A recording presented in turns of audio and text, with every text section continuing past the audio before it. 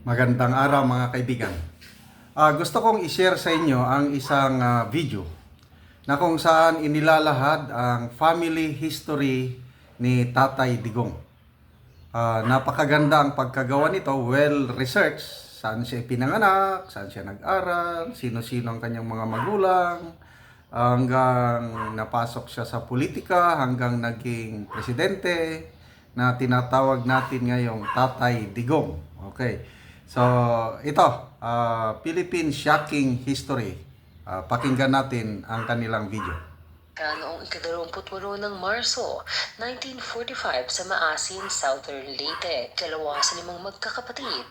Ang panganay nila ay si Eleanor. So, ngayon ko lang nalaman na doon pala siya ipinanganak sa Maasin, Southern Leyte. Bisaya roots talaga. Basta alam ko, ang lola niya ay isang Maranao.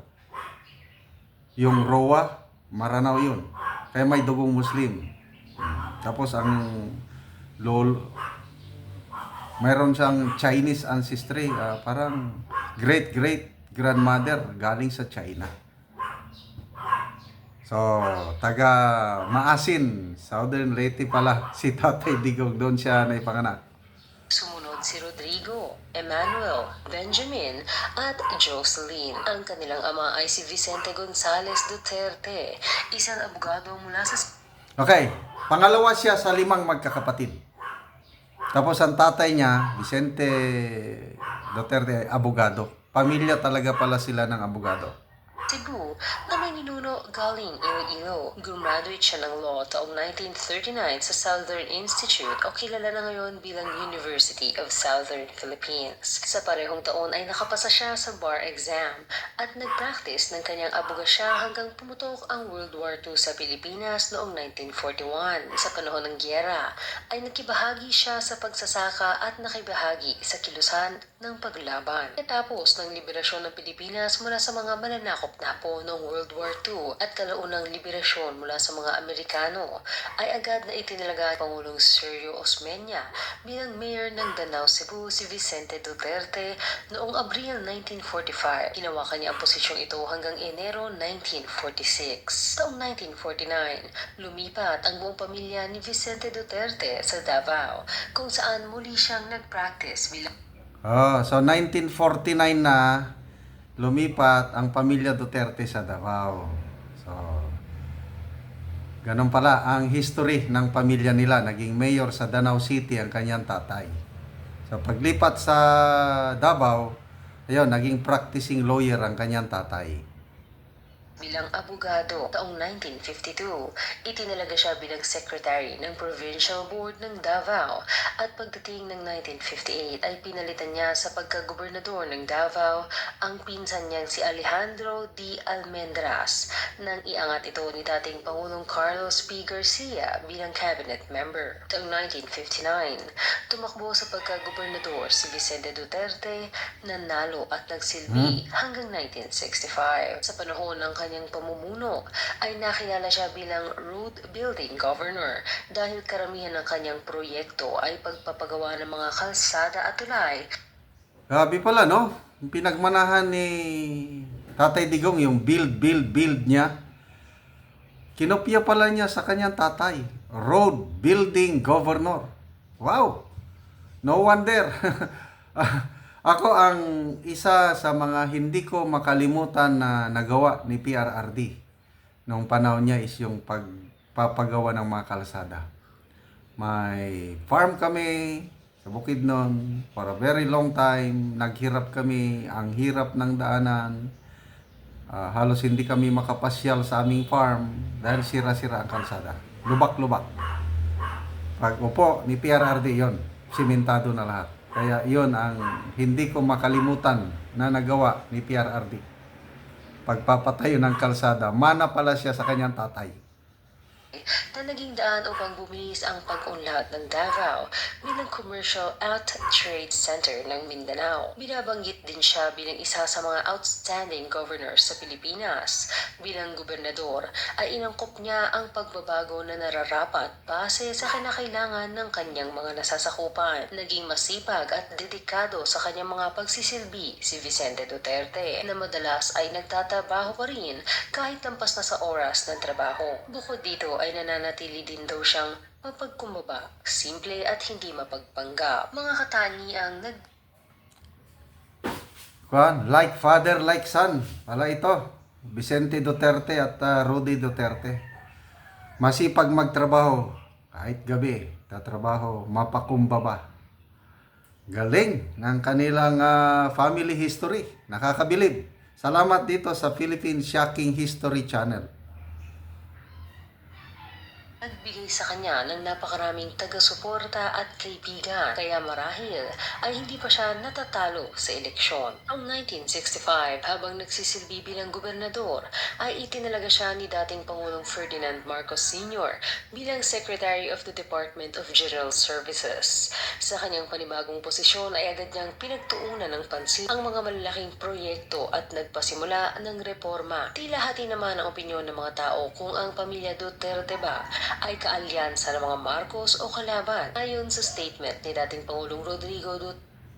Okay, so naging cabinet secretary siya ni Pangulong Marcos Sr. Kaya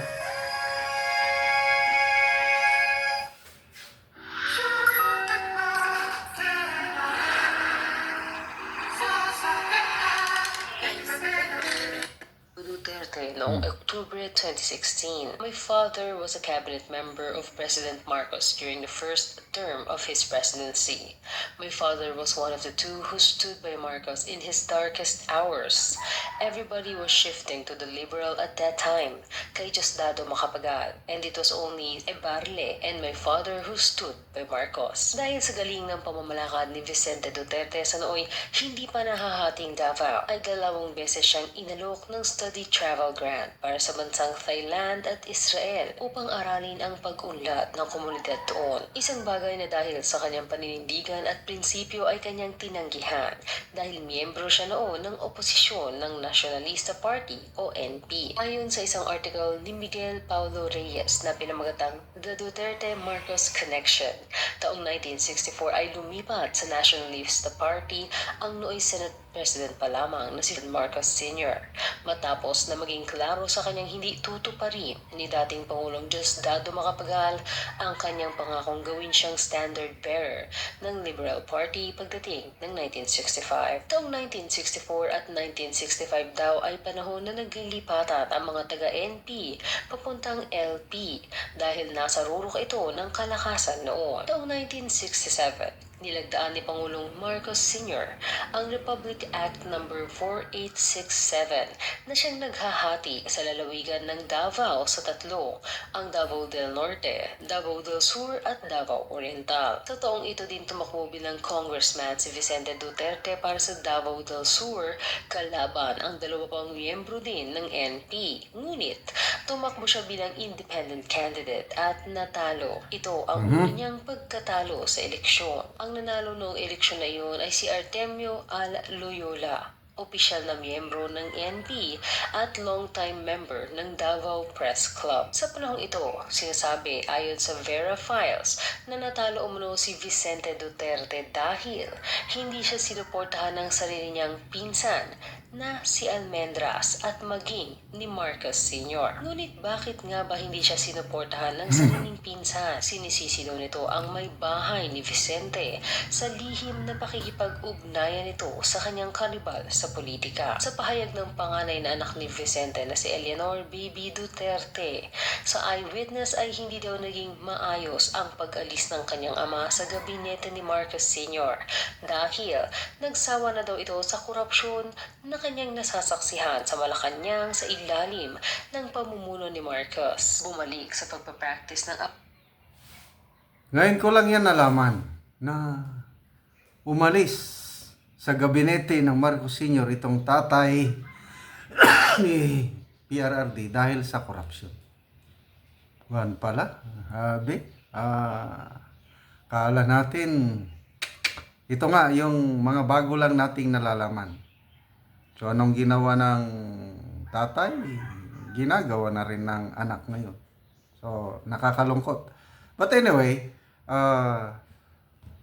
yung isang hindi makalimutang ginawa ni PRRD sa Marcos family, despite yung ganyan, na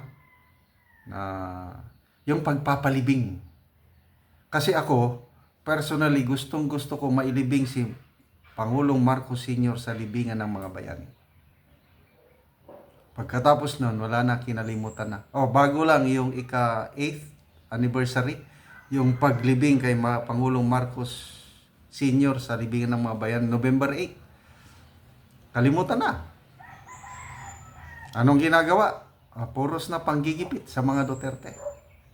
Yun na, yung isinukli sa magandang ginawa ni PRRD sa Marcos family. Lang, bahala na tayo, mga taong bayan.